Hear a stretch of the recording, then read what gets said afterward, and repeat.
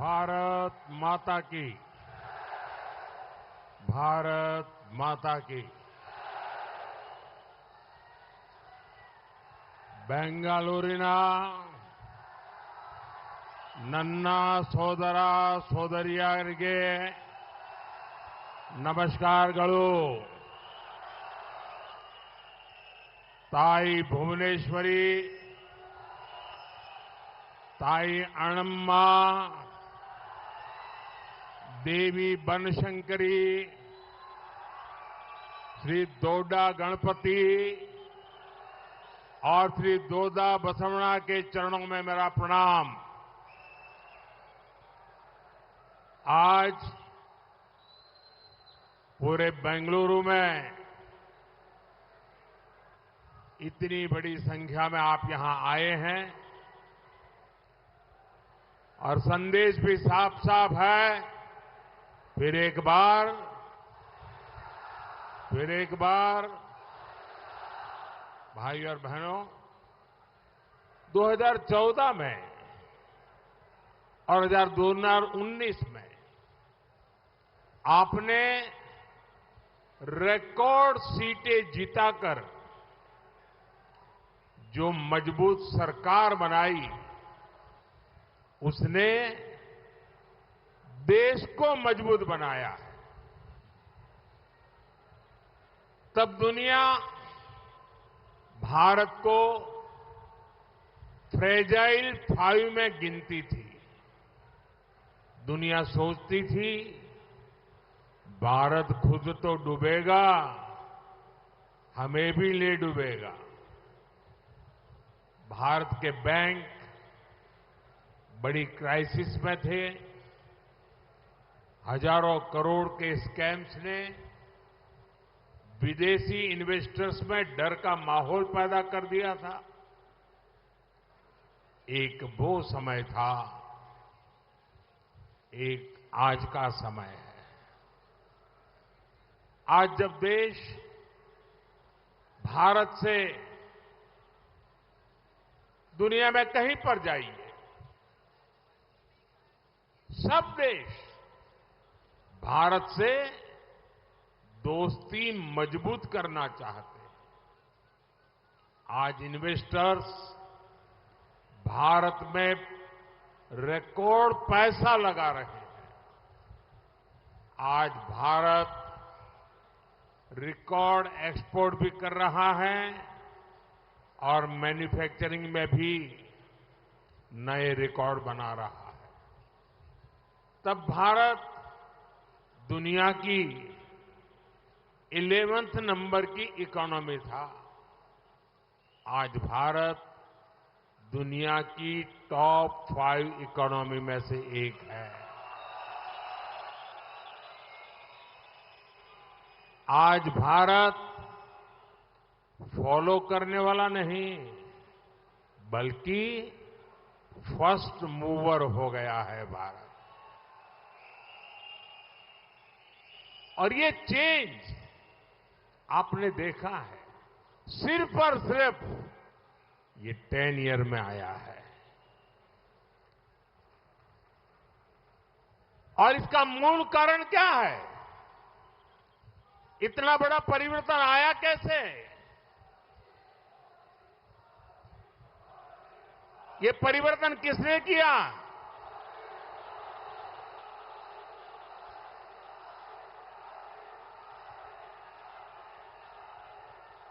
आपका जवाब गलत है।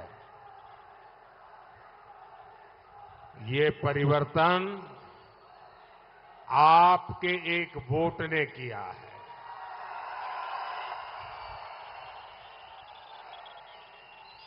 इस चुनाव में इंडिया अलायंस के लोग एक घिसी पीटी टैप रिकॉर्ड लेके घूम रहे हैं और मोदी और उसके साथी ट्रैक रिकॉर्ड के साथ बेंगलुरु के लोगों से, आप सभी से फिर एक बार आशीर्वाद मांगने आया हूं।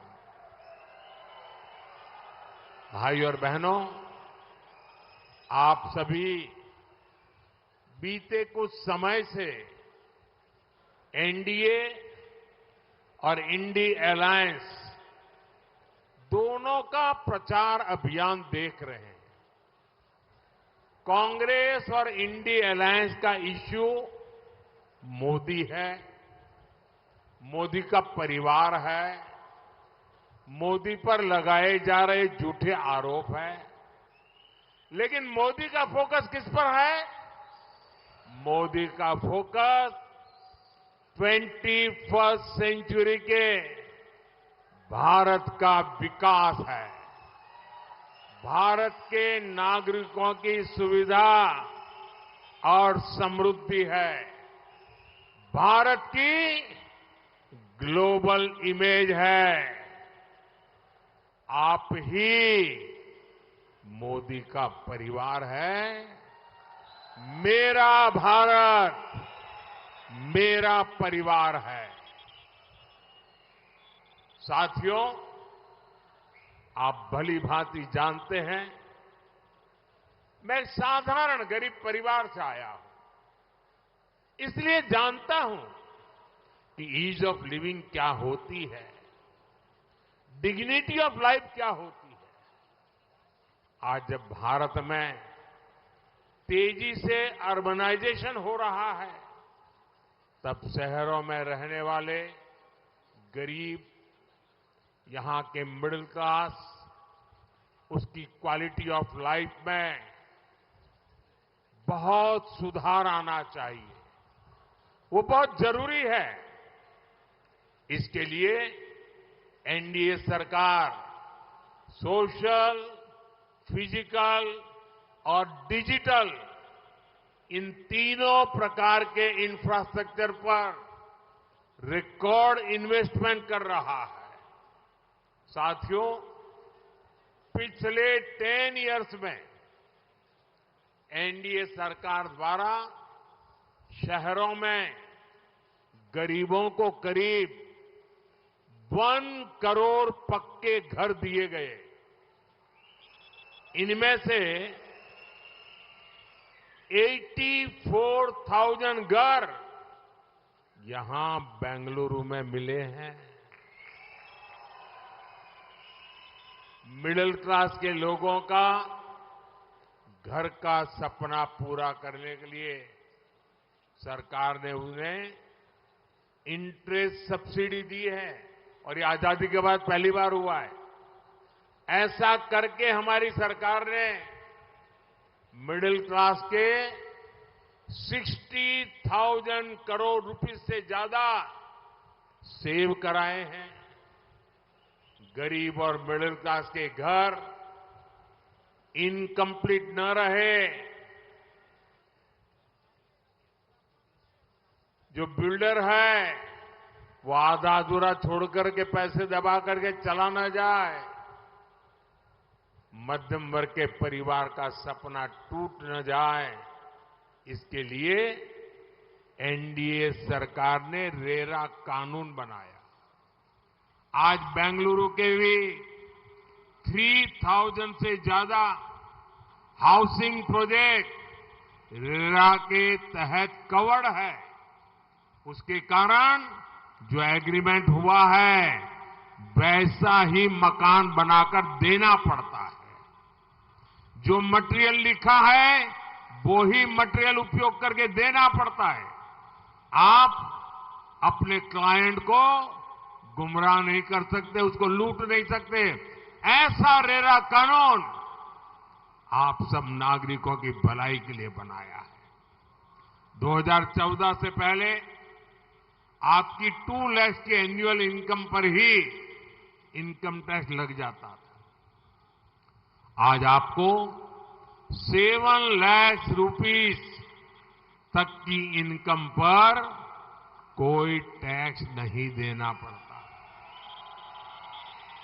2014 से पहले अलग अलग तरह के इनडायरेक्ट टैक्सेस आपके कपड़ों का बिल, रेस्टोरेंट में खाने का बिल, हर तरह के खर्चे बढ़ा देते थे।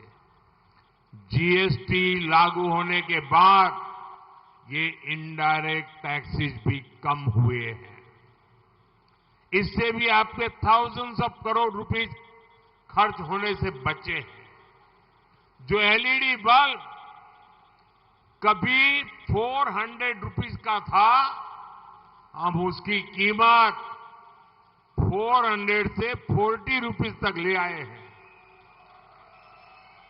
अब घर घर में एलईडी बल्ब होने से रोशनी ज्यादा मिलती है।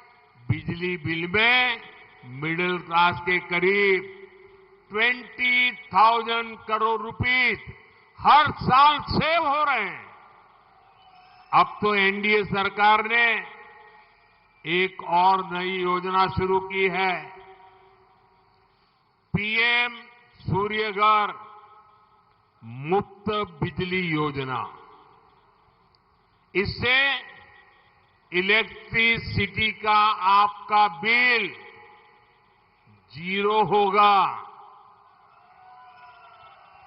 इतना ही नहीं, इलेक्ट्रिसिटी से कमाई भी होगी। इतना ही नहीं, अब जमाना ईवी का आ रहा है, इलेक्ट्रिक व्हीकल का आ रहा है।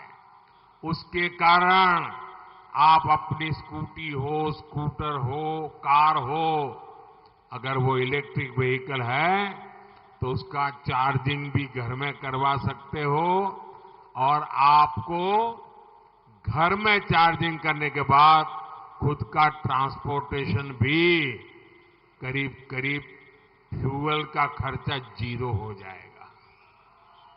साथियों, गरीब और मिडिल क्लास का बहुत बड़ा खर्च हेल्थ रिलेटेड होता है, लेकिन आयुष्मान भारत योजना इसमें गेम चेंजर साबित हुई है। आयुष्मान भारत योजना के चलते आज करोड़ों लोगों को 5 लाख रुपीस तक का फ्री ट्रीटमेंट मिलना सुनिश्चित हुआ है। इससे भी लोगों के 1 लाख करोड़ रुपए सेव हुए हैं। और अब बीजेपी ने अपना जो मैनिफेस्टो घोषित किया है, उसमें इस योजना को एक्सपांड कर दिया गया है। देश के हर ऐसे सीनियर सिटीजन्स जिनकी एज 70 इयर्स से ऊपर है, उन्हें भी अब 5 लाख रुपीस तक का फ्री ट्रीटमेंट मिलेगा। और ये फैसला सिर्फ सीनियर सिटीजन्स को ही नहीं, बल्कि हर युवा को भी रिलीफ देगा जो अपने माता पिता की हेल्थ के प्रति चिंतित रहते हैं। एनडीए सरकार ने जो जन औषधि केंद्र खोले हैं, उनमें 80% डिस्काउंट पर मेडिसिन मिलती है। इससे भी मिडिल क्लास के करीब 30,000 करोड़ रुपए सेव हुए हैं। साथियों, बेंगलुरु तो डिजिटल इंडिया का इतना बड़ा हब है। भारत की डिजिटल क्रांति में आपकी इतनी बड़ी भूमिका है। आप कल्पना कर सकते हैं कि अगर भारत में मोबाइल डेटा का रेट 2014 वाला ही रहता तो क्या होता। उस समय 1 GB डेटा 250 रुपीस के आसपास होता था। आज 1 GB डेटा 10 रुपीस के आसपास है।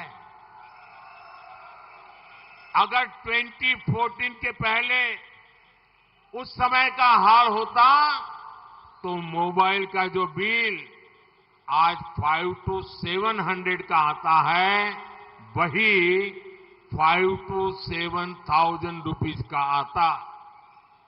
आप अंदाजा लगा सकते हैं कि आपकी पर मंथ कितनी ज्यादा सेविंग सिर्फ मोबाइल बिल में हो रही है। साथियों, सस्ते डेटा के साथ ही एनडीए सरकार का जोर डेटा गवर्नेंस पर भी है।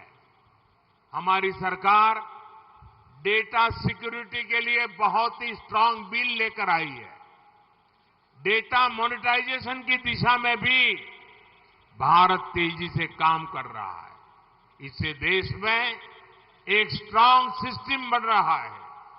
भारत के लिए एआई युग में जाना आसान हुआ है। साथियों, नाड प्रभु केम्पेगौड़ा ने बेंगलुरु को एक शानदार शहर बनाने का सपना देखा था, लेकिन कांग्रेस सरकार ने कुछ ही समय में यहां की सिचुएशन बिगाड़ दी है। कांग्रेस ने टेक सिटी को टैंकर सिटी में बदलकर उसे वाटर माफिया के हवाले कर दिया। एग्रीकल्चर हो या फिर शहरी इंफ्रास्ट्रक्चर, हर जगह बजट को कट किया जा रहा है। कांग्रेस सरकार का ध्यान सिर्फ करप्शन पर है, बेंगलुरु के लोगों की समस्याओं पर नहीं है। कर्नाटका में सिर्फ सेंट्रल गवर्नमेंट के प्रोजेक्ट तेजी से चल पा रहे हैं। 2014 में नम्मा मेट्रो का नेटवर्क सिर्फ 17 किलोमीटर था, आज 70 किलोमीटर से ज्यादा हो चुका है। बहुत जल्द येलो लाइन भी पूरी हो जाएगी। दशकों से लटके बेंगलुरु सबर्बन प्रोजेक्ट पर काम शुरू हो चुका है। आप सभी को सैटेलाइट टाउन रिंग रोड का लाभ भी मिलना शुरू हो चुका है। भाइयों और बहनों, आज बेंगलुरु के इंटरनेशनल एयरपोर्ट की दुनिया भर में चर्चा होती है। वो दिन दूर नहीं जब भारत के लोग made in India passenger plane में सफर करेंगे। आज वंदे भारत जैसी आधुनिक ट्रेनें ट्रेन ट्रैवल को तेज और कंफर्टेबल बना रही है। वो दिन दूर नहीं जब कर्नाटका को भी बुलेट ट्रेन की हाई स्पीड मिलेगी। साथियों, बीजेपी सरकार ने देश में नए नए सेक्टरों के दरवाजे खोले। इससे युवाओं के लिए बड़ी संख्या में एम्प्लॉयमेंट के अवसर बने हैं। बेंगलुरु को, यहां के प्रोफेशनल्स को इसका बहुत बड़ा लाभ मिला है। हमने स्पेस सेक्टर खोला तो प्राइवेट सेक्टर ने अपना रॉकेट लॉन्च किया।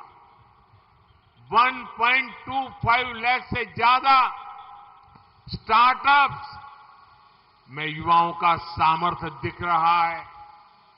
मिशन ग्रीन हाइड्रोजन से इन्वेस्टमेंट की संभावनाएं कई गुना बढ़ गई है। आसान ड्रोन पॉलिसी से मैपिंग, कृषि, रक्षा, मेडिसिन के क्षेत्र में ड्रोन का उपयोग बढ़ा है। 5G के विस्तार से आर्टिफिशियल इंटेलिजेंस और इंटरनेट ऑफ थिंग्स में अवसर बनने लगे हैं। डिजिटल इंडिया अभियान ने लाखों डिजिटल एंटरप्रेन्योर्स तैयार किए। पीएलआई स्कीम से मैन्युफैक्चरिंग सेक्टर तेज रफ्तार से आगे बढ़ रहा है। मोबाइल एक्सपोर्ट में भारत नए रिकॉर्ड बना रहा है। मेट्रो कोच, ट्रेन के डिब्बे, डिफेंस इक्विपमेंट्स भी एक्सपोर्ट हो रहे हैं। आपने टीवी में देखा होगा, अखबार में पढ़ा होगा, कल ही भारत के ब्रह्मोस मिसाइल का पहला कंसाइनमेंट फिलीपींस को भेजा गया है। इसने ग्राउंड लेवल पर बड़ी संख्या में एम्प्लॉयमेंट अपॉर्चुनिटीज पैदा की है। क्या कांग्रेस के समय में ये कल्पना भी की जा सकती थी क्या आपको याद होगा, यही कांग्रेस है जिसने एचएएल को लेकर कितना बड़ा बवाल किया था। कांग्रेस ने देश भर में मोदी को बदनाम करने की कोशिश की थी। वही एचएएल आज record turnover, record profit, record order प्राप्त कर रही है। कर्नाटका में एशिया की सबसे बड़ी हेलीकॉप्टर फैक्ट्री बनी है। अमेरिका के बाद बोइंग की दूसरी सबसे बड़ी फैसिलिटी कर्नाटका में बनी है। ये तभी हो पा रहा है जब भारत में फैक्ट्रियां बढ़ रही है, उसमें काम करने वालों की संख्या बढ़ रही है। भाई और बहनों, बेंगलुरु युवा शक्ति, युवा टैलेंट और टेक्नोलॉजी का पावर हाउस है। लेकिन कांग्रेस और इंडी गठबंधन टेक्नोलॉजी के विरोधी है। आज पूरी दुनिया डिजिटल इंडिया की प्रशंसा कर रही है, भारत के फिनटेक की प्रशंसा कर रही है। लेकिन आप भूलिएगा नहीं, कांग्रेस ने आधार का विरोध किया था, अदालतों में घसीट कर ले गए थे। कांग्रेस ने जन धन अकाउंट्स का विरोध किया था। कांग्रेस ने डिजिटल पेमेंट्स का मजाक उड़ाया था। कांग्रेस ने राशन की योजना में डिजिटल ऑथेंटिफिकेशन का विरोध किया। कोरोना के समय बेंगलुरु की आईटी इंडस्ट्री ने पूरी दुनिया को इतना सपोर्ट किया।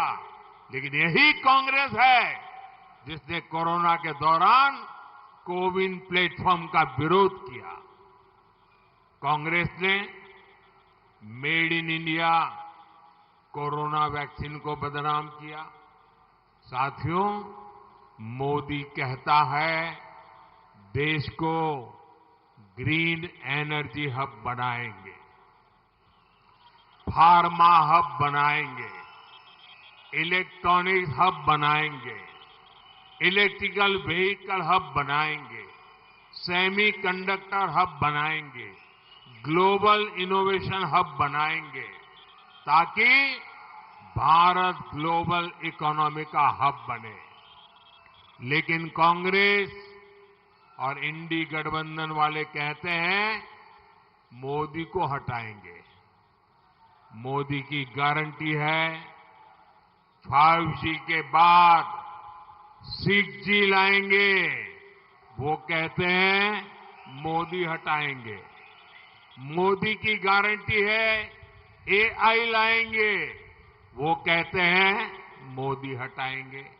मोदी की गारंटी है चंद्रयान के बाद गगनयान का गौरव दिलाएंगे। तो वो कहते हैं मोदी हटाएंगे। कांग्रेस एंटी यूथ है, क्योंकि कांग्रेस एंटी इन्वेस्टमेंट है, कांग्रेस एंटी एंटरप्रेन्योरशिप है।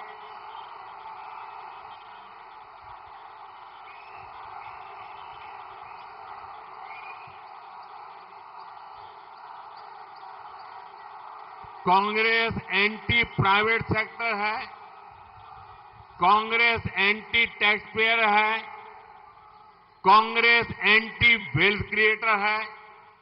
साथियों, यहां कांग्रेस सरकार जिस प्रकार के विचारों को, जिस मानसिकता को बढ़ावा दे रही है, वो भी बहुत खतरनाक है। यहां हमारी बेटियों पर हमले हो रहे हैं, बाजारों में बम फूट रहे हैं, भजन कीर्तन सुनने पर भी हमले हो रहे हैं। ये सामान्य घटनाएं नहीं है। और इसलिए मैं बेंगलुरु के और कर्नाटका के भाइयों से आग्रह करूंगा, ये कांग्रेस से बहुत अलर्ट रहना है। भाई और बहनों, यहां बेंगलुरु के ग्रामीण क्षेत्र से भी काफी लोग आए हैं। एग्रीकल्चर को आधुनिक बनाने के लिए भी हमारी सरकार हर प्रयास कर रही है। यहां तो हमारे येदियुरप्पा जी मंच पर है, जिन्होंने किसान कल्याण के लिए इतना काम किया है। लेकिन कर्नाटका की कांग्रेस सरकार किसानों की भी विरोधी है। मुझे बहुत दुख है, यहां कर्नाटका में किसानों को दी जा रही 4,000 रुपीस की मदद कांग्रेस सरकार ने बंद कर दी है। लेकिन मोदी की गारंटी है कि पीएम किसान सम्मान निधि के 6,000 रुपीस किसान साथियों को मिलते रहेंगे। केंद्र सरकार ने किसानों के अनाज को स्टोर करने के लिए दुनिया की सबसे बड़ी योजना भी शुरू की है। यहां की रूरल बेल्ट में बड़ी मात्रा में रागी उगाई जाती है। हम रागी जैसे हमारे श्री अन्न को दुनिया के बड़े बाजारों तक पहुंचाने में जुटे हैं। इसका सीधा लाभ कर्नाटका के हमारे छोटे किसानों को होगा। साथियों, ऐसे ही अनेक बड़े संकल्प हैं जो आपके सपने पूरे करने के लिए एनडीए सरकार ने संकल्प लिया है। आपके सपने पूरे करने के लिए ही बीजेपी और जेडीएस साथ आए हैं और इसलिए मैं आपको गारंटी देता हूं, आपके सपने ये मेरा संकल्प है। मेरा पल पल आपके नाम, मेरा पल पल देश के नाम। और मैं आपको वादा करता हूं 24/7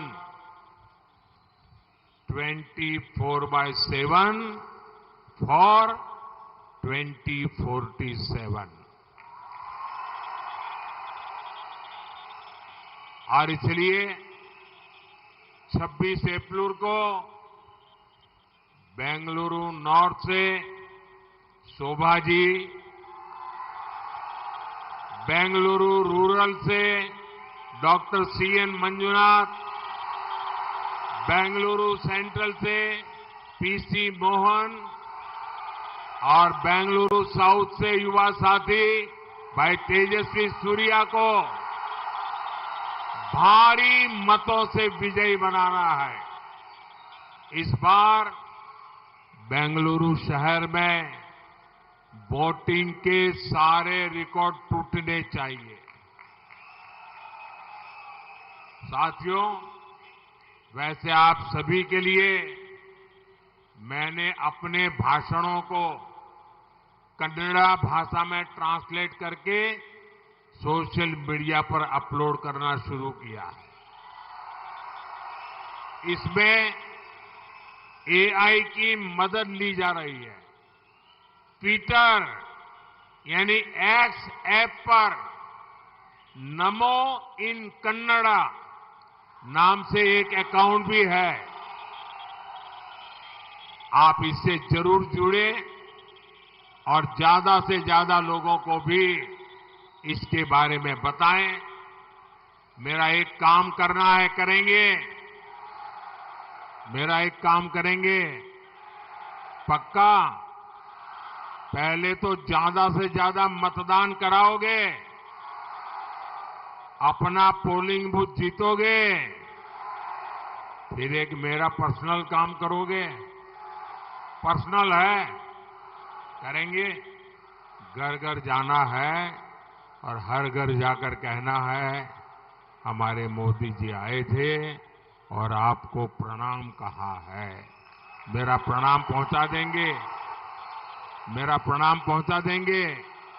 मेरे साथ बोलिए, भारत माता की, भारत माता की, भारत माता की।